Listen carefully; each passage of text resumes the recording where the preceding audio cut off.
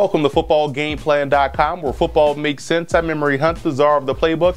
Bring you our 2014 NFL team preview for the Philadelphia Eagles. We're going to take a look at their offense, their defense, as well as their special teams. So let's kick this video off with the offensive side of the football, starting with the quarterback position. It's not a debate whether or not Nick Foles is a franchise quarterback, because in all honesty, he did exactly what you expect your quarterback to do. Move the football down the field, keep the offense in positive situations, and minimize mistakes. Foles did all three last year, throwing 27 touchdowns to only 2 interceptions while completing 64% of his passes with a passer rating of 119. Where he has to improve is with his processing. He must get rid of the football quicker and not take too many sacks. But with his play overall last year, I think Foles is just fine as the Eagles quarterback. Good veteran depth behind him with Mark Sanchez coming over from the New York Jets, and second-year player Matt Barkley has the talent but has to play a little bit better than what he showed in limited action last season.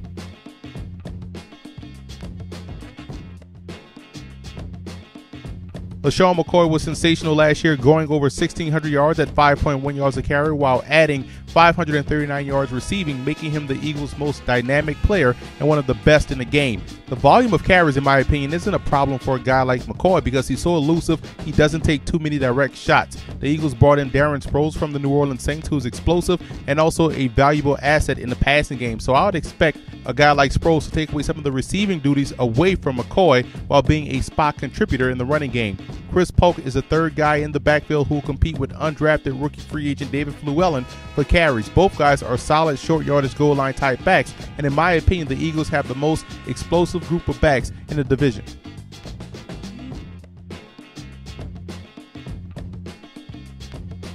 The Eagles lose their number one receiver in Deshaun Jackson, so you have to have a slight question about this unit without its superstar, and the hope is that they can get the same type of production without a marquee player. Second leading receiver Riley Cooper averaged 17.8 yards a catch and is expected to see more targets this season. The Eagles also get back Jeremy Maclin from injury in hopes that he can go back to being the consistent complementary player that he's been over the course of his career.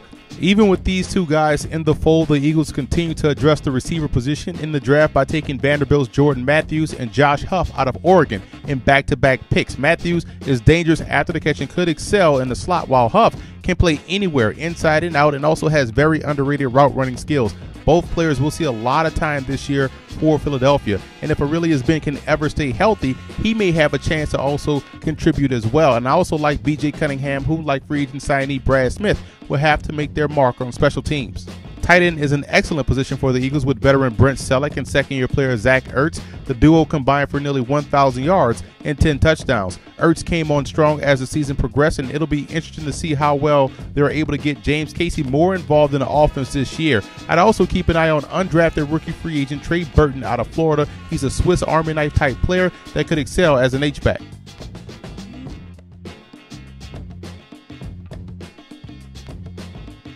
The Eagles have the best offensive line in the NFC East. They are being led by left tackle Jason Peters, guards Evan Mathis and Todd Herremans. Those three, along with center Jason Kels, were a major part of the team's offensive success last year. Second-year tackle Lane Johnson played decent football considering that he was a rookie. Now he may get a late start to the 2014 season because of a suspension which is liable to stunt his progress in year 2. I believe the Eagles also have put together solid depth as well. Young tackles Matt Tobin and Dennis Kelly are solid players, and I'd also look out for Michael Barimo out of Stony Brook to make his presence felt in the preseason. 3 undrafted rookie free agents have an excellent chance to make an impact as well. Kareem Barton out of Morgan State, Donald Hawkins out of Texas, and Kevin Graff out of USC. That allows the Eagles to develop young talent behind their aging vets. Allen Barbary, David Moak, and Justin Vanderbilt also provide versatile depth because of their ability to play multiple positions. This unit stayed healthy last season, and even if they don't have the same luck this year, they'll still be just fine.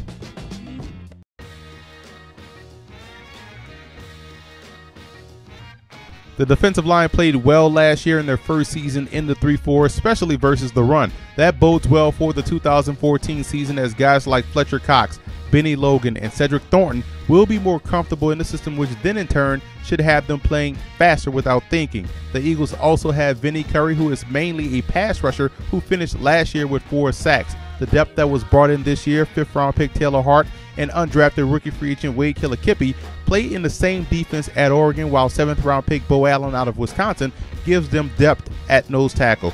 Last year's 7th round pick Joe Kruger bulked up in the offseason, giving them a guy that can play both the 5 or the 4 in certain situations.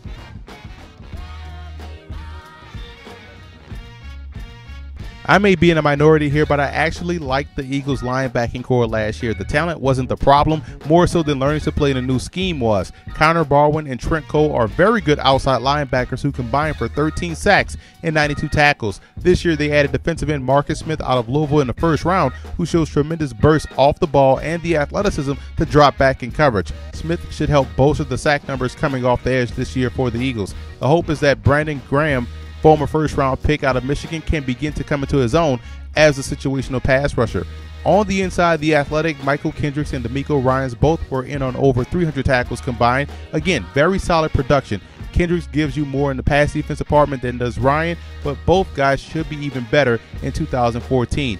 There's some good depth here as well with Najee Good and Emmanuel Acho and Jason Phillips, who's returning from injury. I feel much more confident about this group as a whole entering this season.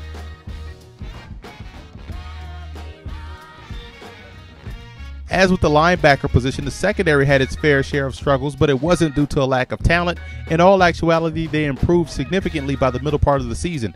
Personnel-wise, they are solid with Bradley Fletcher, Kerry Williams, and Brandon Boykin as their top 3 corners, with Boykin being the most dynamic, leading the team in interceptions with 6. They also signed Nolan Carroll in the offseason to compete for Fletcher's spot, and at safety, I'm a big fan of both Nate Allen and Earl Wolf. Both are guys with ball skills, and Wolf can even play closer to the line of scrimmage if need be. If they want to get creative with the 3 safety look, that's where free agent signee Malcolm Jenkins comes into play. In my honest opinion, Jenkins isn't a deep safety because he takes bad angles to the football, but as a combo safety, I think he'd excel. He's a hitter, and as a former cornerback, he can match up well with receivers and tight ends in the slot. The closer he is to the line of scrimmage, the better. And I love the 2 draft picks in Jalen Watkins out of Florida, who can play both corner and safety, and Ed Reynolds out of Stanford, who's in the mold of Nate Allen and what he brings to the table. So look for these guys to build on last year's late success moving forward.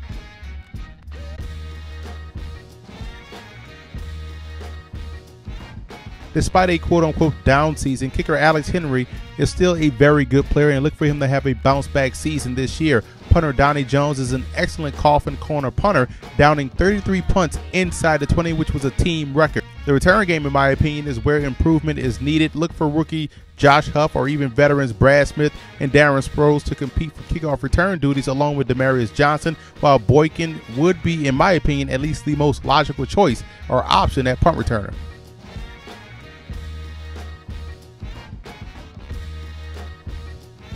The reason for optimism for Philadelphia is the fact that this is their 2nd year in the scheme, both offensively and defensively, and they've added talent on both sides of the ball, and they're very strong on both sides of the line of scrimmage. That right there alone will help you win a lot of football games.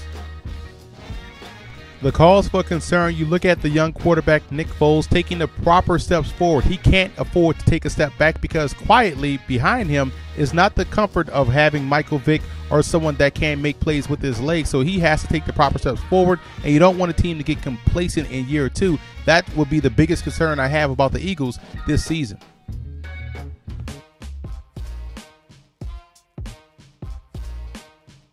The road to the Super Bowl for the Eagles goes as follows. Number 1, they have to continue to dictate. They did a great job last year controlling the pace and the tempo of a football game, which led them to the playoffs. And the defense has to be able to get to the quarterback. They did a great job versus the run, but can they get more pressure on the QB? That bodes well for having the secondary have success. And the young receiving core without Deshaun Jackson, guys like Jordan Matthews and Josh Huff, they have to grow up quickly and become viable options. That way, the passing game won't miss a beat without Jackson's services.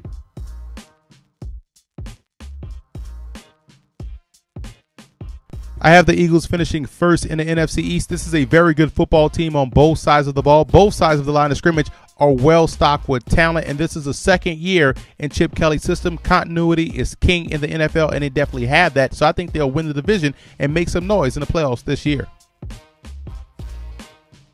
And don't forget to order your copy of Football Game Plan's latest book, Stiff Arming Football Myths, an excellent book that you can find on our website at footballgameplan.com/books, available in both PDF as well as paperback form.